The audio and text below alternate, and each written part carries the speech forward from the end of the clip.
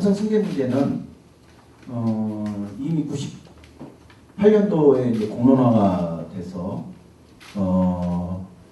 2000년도에 이제 법학 교수 43인 이 이제 형사고발로 들어간 에버랜드를 전환사채에 대해서 형사고발로 들어가고 그 이전에 참여연대에서 SDS에 대해서 DW 그 신주 인수권부 사채에 대해서 무효 그 발행금지 가처분 이런 게 들어가서 시작이 됐었습니다.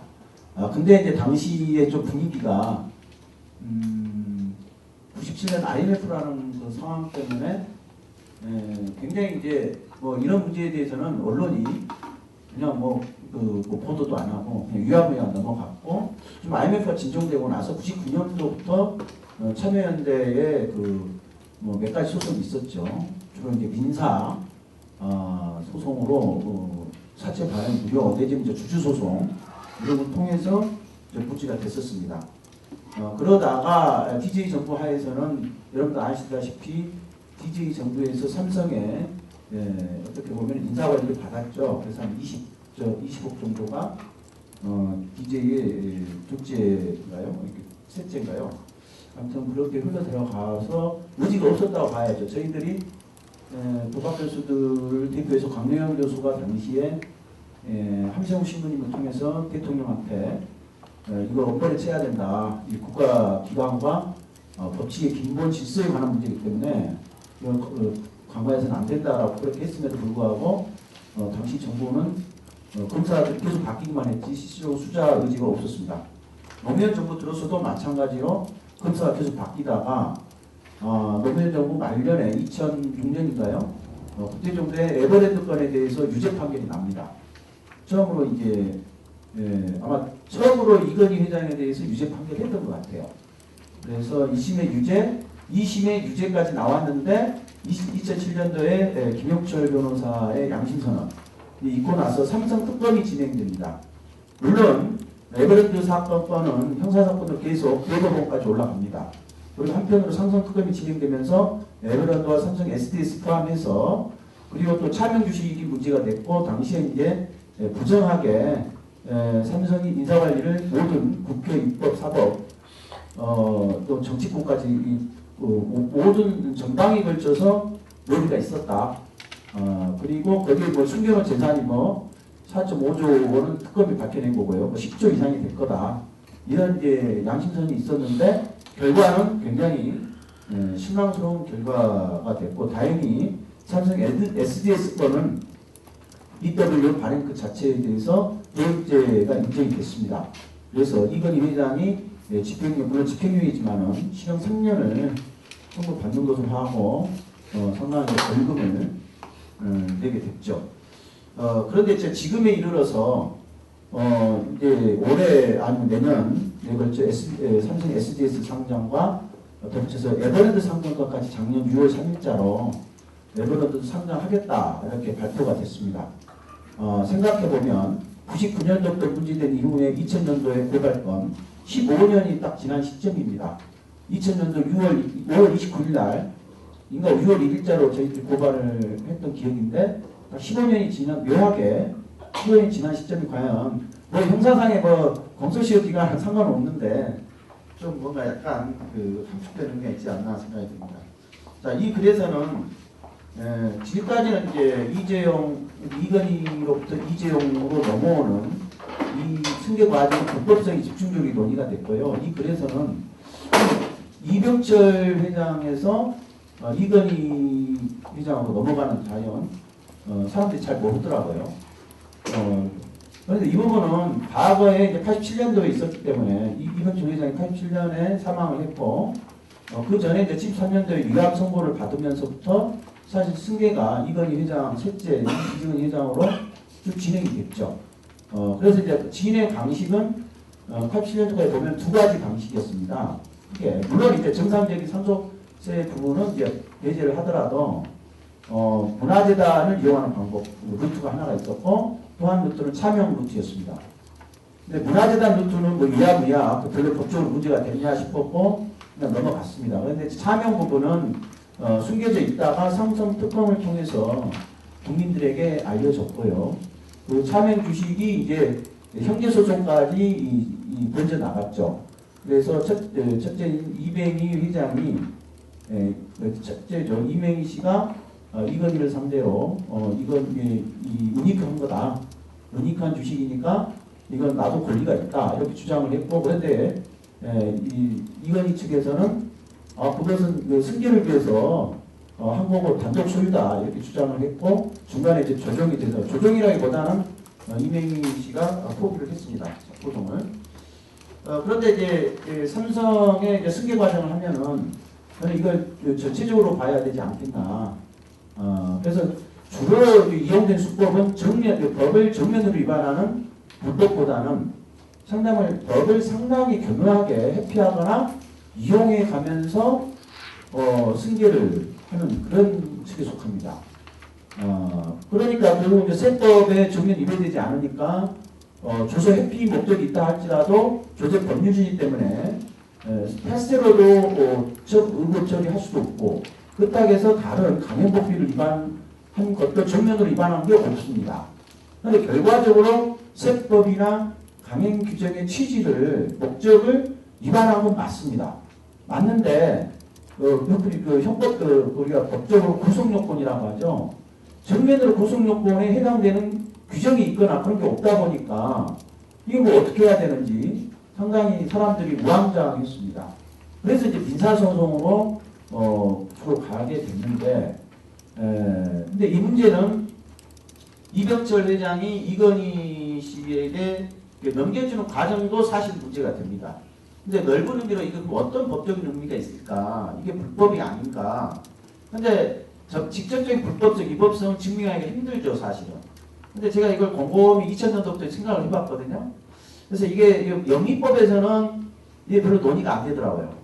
몇 개 판례 사건 한 서너 개가 있는데 이제 탈법행위라 해가지고 서컴벤트라는 단어가 있습니다. 그런데 이제 유럽에서는 특히 독일에서는 이게 상당히 오랜 1000년 이상의 논쟁의 역사가 있더라고요. 그래서 그 추적을 해봤더니 그 페이지로 보면은 이게 전체적으로 이제 그게 잠깐 사례를 들었습니다. 제가 여러분들 이해하기 쉽게 7페이지 한번 봐주시기 바랍니다. 지금 이제 에세트 상장이나 몰아주기 방식도 사실은 이런 유형으로 저는 이해를 하고 있습니다. 거기 보면 한 중세 농부가 소를 가지고 농사를 짓는데 이제 돈이 없어가지고 또 농토를 확장을 하고 또 생산량을 늘려야 되는 고민이 되었죠. 근데 당시 교육법에 따르면 이 신용대출, 신용대여에 따른 이자 지급은 굉장히 이자 금지가 되어 있어가지고 교육법에 따라서 사형까지 가능했습니다. 따라서 친한 사람이 아니면 돈을 빌려줄 수가 없는 거죠. 돈을 빌려주고 이자를 받는다는 걸 생각하지 못하니까 결국 친한 사람들이 가족들이나 이런 사람이 돈을 빌려주고 이자를 안 받는 거죠. 따라서 이제 음성적으로 고리대금업자들이 이제 어떻게 할까 해가지고 이용한 방법이 양도담보라는 게 이용을 했다고 해요. 양도담보가 뭐냐면 나오죠 밑에. 그러니까 이제 소를 가지고 농사를 지을 거 아닙니까? 근데 이제 소를 이제 파는 겁니다. 판매 형식으로 고리대금업자에게 매매를 합니다. 매매를 한 다음에 언젠가는 다시 돈을 되사는 거죠. 환매를 이용하는 거죠. 근데 매매를 한 다음에 그 소를 이렇게 점유를 이전하는 게 아니라 계속 농사를 짓습니다. 그러니까 매매 형식을 취하고 그 다음에 뭐냐면 이자를 받는 게 아니고 임대료를 내는 거죠. 그러니까 소를 팔았으니까 이제 자기 게 아니죠. 그래서 임대차 관계를 형성을 합니다. 그러면 임차인으로서 그 소를 계속 가지고서 농사는 지어요. 하지만 그때 그 대가로 이제 뭘 줍니까? 매월 임차료를 지급을 합니다. 그러니까 그게 이제 눈 가리고 아웅하는 식이죠. 실질적으로는 이자인데 그 이제 형식은 이게 자기 게 아니니까 임대 형식을 취하고 있는 것이죠. 그래서 이제 이런 것들을 이제 당시에는 처음에는 처벌할 줄 몰랐죠.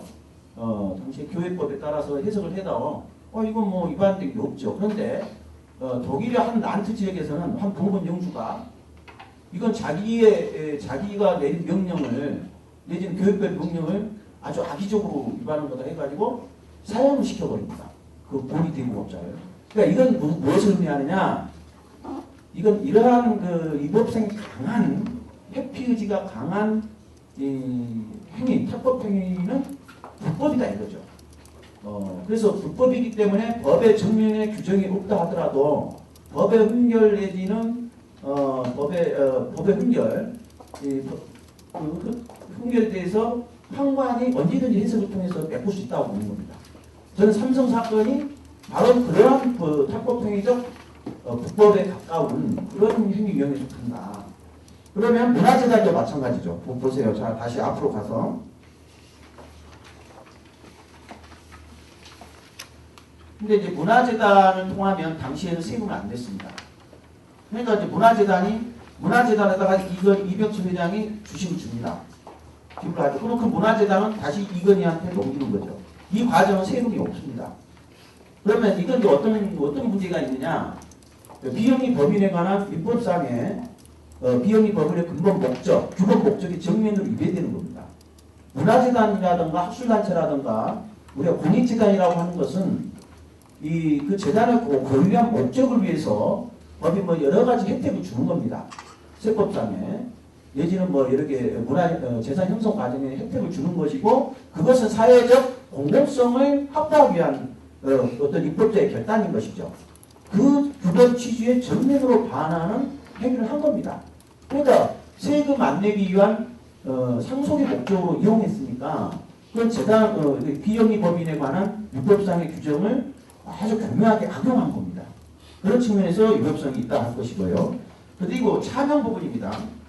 6페이지 보시면 차명은 뭐가 잘못됐습니까? 그 전에는 1994년도에 YS 정부 들어서 금융신고법이 만들어집니다. 그 전에는 이게 이제 음성적으로 이런 차명이라든가 차명 부동산 이렇게 횡행을 했죠.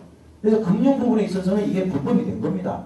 그러니까 그 불법성을 이건희 회장이 인식했다면 최소한 그때부터는 인식할 수밖에는 금융신고법 위반이에요. 그리고 인식하지 못했다 할지라도 일정 기간 경과하면 그건 위반입니다. 그러니까 그 불법적 상태에 대해서는 이제 아무런 말이 없죠. 물론 뭐 시효가 지났는 이런 말도 뭐 하겠지만 당시에 2008년도면은 굳이 뭐 시효도 뭐 지난 것 같지도 않고요. 근데 이 부분에 대해서는 전혀 차명에 대해서는 오히려 면죄부를 주는 특검의 결과였습니다. 그걸 통해서 이건 회장은 자기가 소가리로 있던 삼성생명 400만 주인가요? 아무튼 어마어마한 그 주식이 이건희 회장에게 떨어졌습니다. 이제 코도 아프고 그러니까 뭐 그냥 잡수신 거죠. 이 부분에 대해서는 언론이라든가 우리 사정 기관이 아주 너무 무력하지 않았나 저는 싶습니다. 그건 분명히 불법이었고요. 그 다음에 이제 이건희 이재용 회장 부분, 이재용 부분은 현재 진행형입니다.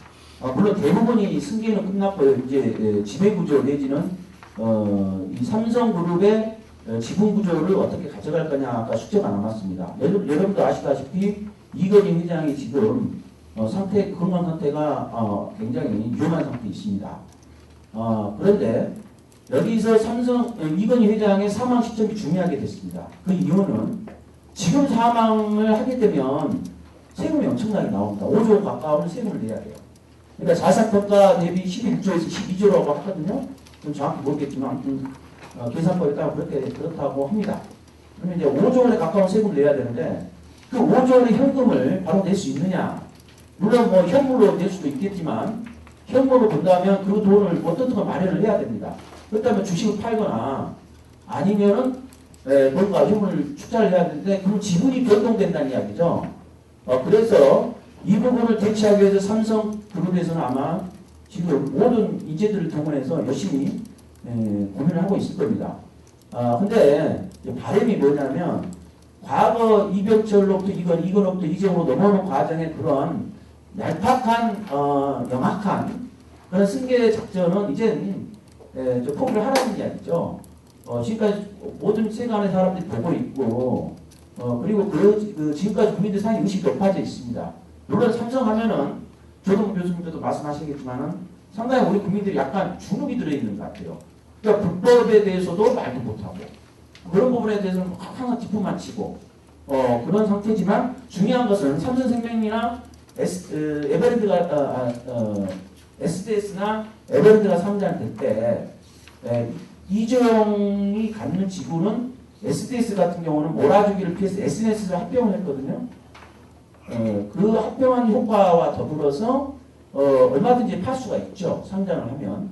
그랬을 때 거의 한 5조에 가까운 현금을 만질 수가 있습니다. 에버랜드 2.5, 그 다음에 삼성 2.5조.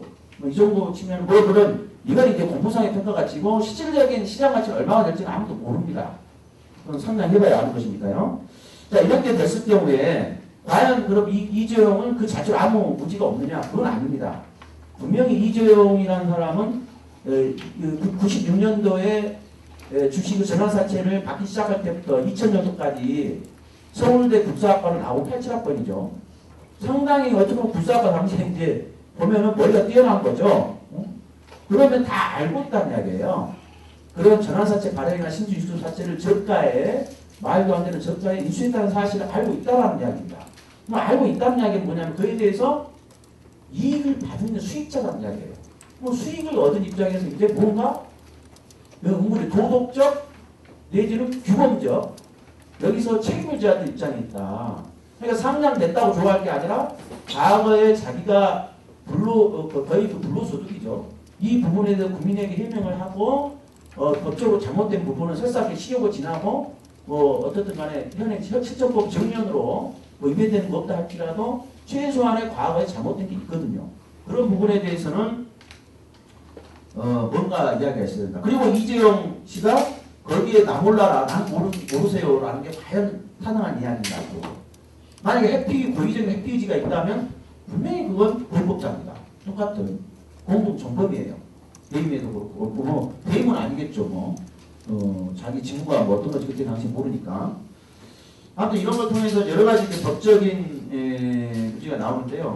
마지막으로 제가 축약해서 말씀드리는 건 이거예요. 이재용 회장에 대해서 자격이 있느냐 없느냐는 사실 이제 본인이 알아서 잘 해야죠. 하지만 삼성그룹의 전체 지금 지분 구조 상황이라든가 대한민국의 상장 기업들의 어떤 영향력 속에서 영향력을 생각하면 상당히 중요한 지위를 차지하고 있습니다. 사인이 아닙니다. 이미 공인이 돼버렸어요. 그래서 삼성그룹의 지배구조에 문제가 생기거나 또는 한 거래 핵심 기업에 문제가 있을 때 대한민국 전체 기업에 영향이 온다는 겁니다. 워낙 이 부분을 영향이 주는 식으로 아직도 문어발식으로 이렇게 순환 구조를 만들어 놨기 때문에 한 핵심 기업이 잘못되면 삼성 전체가 위험해지고 삼성이 위험해지면 대한민국 기업들 전체가 위험해지고 그럼 대한민국도 위험해진다는 이야기입니다. 그런 의미에서 이재용 씨의 어떤 자격이라든가 어떤 윤리적인 문제 그리고 앞으로의 이분이 어떤 식의 행태를 보일지 이런 것들은 대한민국에 상당히 중요한 목적 요소가 되고 있다. 근데 저는 이제 마지막으로 말씀드리자면 이 법이라는 게 저도 하지만 사실은 그 궁극적인 목적은요. 강한 자에 대해서는 법의 지배가 관철이 돼야 됩니다. 그리고 약자에 대해서는 법이 보호해줘야 돼요. 이게 법의 궁극적인 목적입니다. 법이 추구하는 정의에 적당한 것이고 근데 대한민국의 상황은 제가 보기엔 반대가 되고 있고 교정이 될 기미가 잘 안 보인다는 데 문제가 있습니다. 약자에게는 법이 지배가 되고 강자에게는 법이 도망가는 지배가 아니라 법이 오히려 지배당하는 그런 상황이 있기 때문에 상당히 법치주의가 후진하다라고 말씀드릴 수밖에 없습니다. 그게 대표적으로 끌어가고 있는 그룹이 삼성 집단이다. 뭐 삼성 집단 다는 아니겠습니다만 삼성을 리더하는 리더급들이 그따위 행동을 한다면 대한민국의 법치주의는 어둡다. 그렇게 결론을 내리면서 마치겠습니다. 감사합니다.